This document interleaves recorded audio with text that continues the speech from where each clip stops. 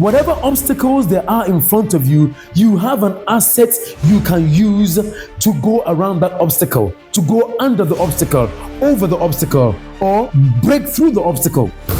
I'm here to talk about the launch of my book, Mastering the Game, that covers the 16 winning keys that have enabled Cristiano Ronaldo to succeed. It was a software in his mind that enabled him to succeed. And we are going to launch a book that unravels these 16 winning keys Ronaldo has been applying. There was a method behind the madness, and we now have seen the results. And this book reveals and unravels all of these keys that you can also apply, whether you are a student, whether you are a sports personnel, a business person, in the finance, in entrepreneurship, in teaching, in any area. Even if you are a content creator, a public speaker, this book will bring some fire back into your soul.